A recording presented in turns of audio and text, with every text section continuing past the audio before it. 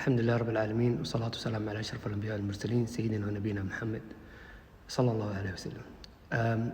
I would like to reflect on yesterday's khutbah at MK's Masjid by Abu Mu'adh, Jazallah khair. The Imam yesterday spoke about death, but he put the khutbah in very creative and imaginative way.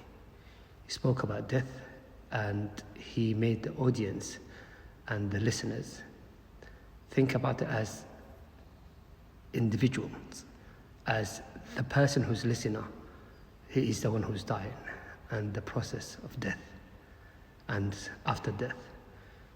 I pondered up on this khutbah and it was so meaningful that I thought definitely I need to share it.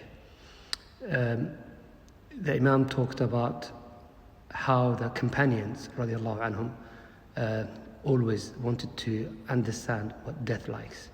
So he mentioned Sahabi Amr ibn al-As, who said, I wish if I could find someone who is mufawwah, a person who can speak properly, who's about to die, who can explain to me what death is and what he feels that during that time.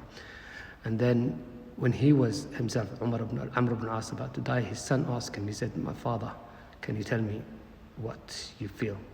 And he said, I feel it's like a thorn is being pushed from my foot through my body all the way to my head.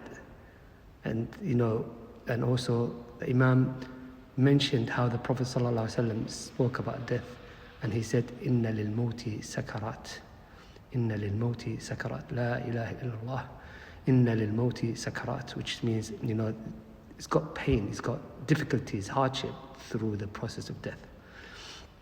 The Imam also talked about how when whatever or the way we die is different. So some people might die in hospital, some people might die in car crash, at home, different ways, in different ages.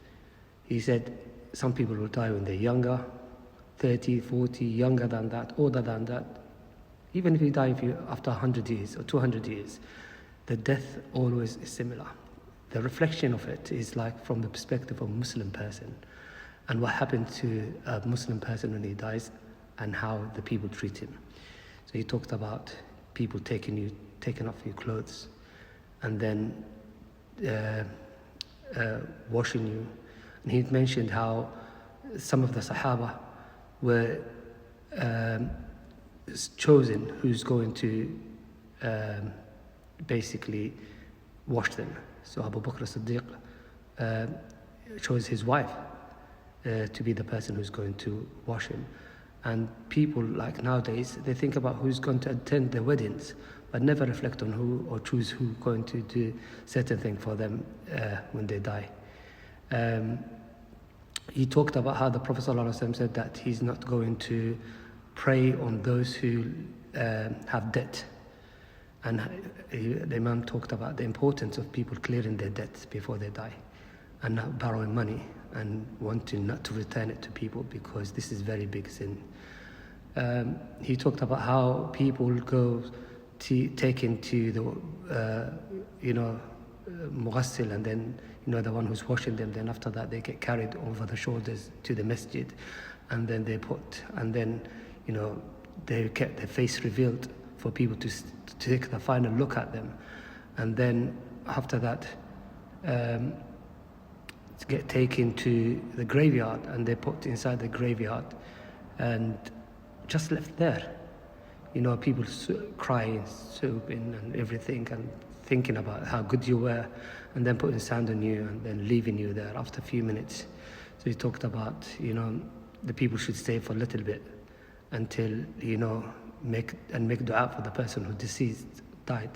This time is you or me. And then after that they're leaving us. They go back to their own businesses.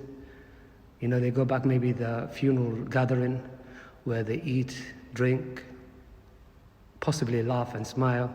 A couple of days after that, all your belongings get given to charity or thrown in a bin. The important things, houses, cars and things like that got sold or someone take it. then after that you get forgotten.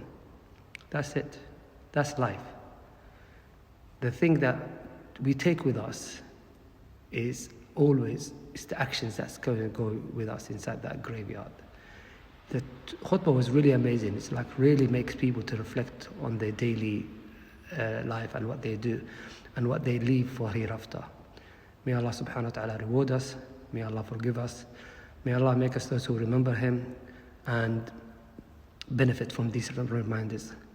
I hope, inshallah, I'll try to get more reflection on future khutbahs as well, because I think it's very important. A lot of people outside, women and people who's busy and who couldn't make it, travelers and things like that, who don't listen to khutbah, they might listen to this one and they learn something from it. So alhamdulillah rabbil alameen, wa salatu salam ala ashrafil anbiya wal mursaleen.